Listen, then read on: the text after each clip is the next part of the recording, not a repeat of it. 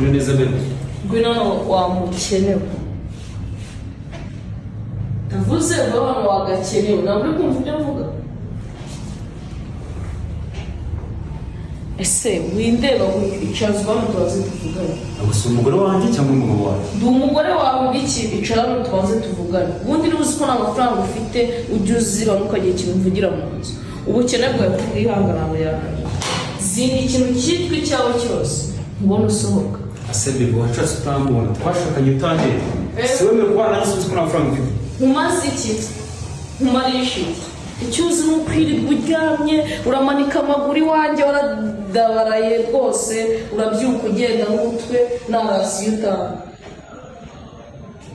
Bebe twashakanye bizi ko ndi nongeye kunyita bebe imana ntabwo ndi bebe w'abakene ngewe. Ari we babasha kwambarira umuhungu w'umukene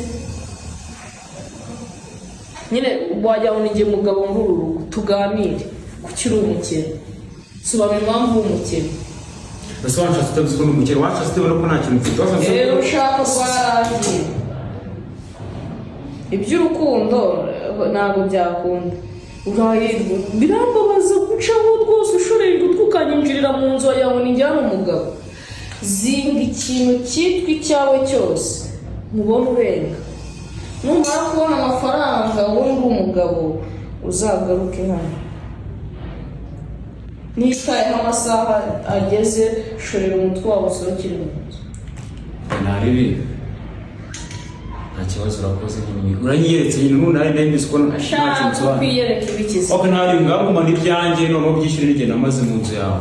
Ibihe byawe se amufitiye ibyo biragonze ngo bigumane genda nabitwika ngo babakene.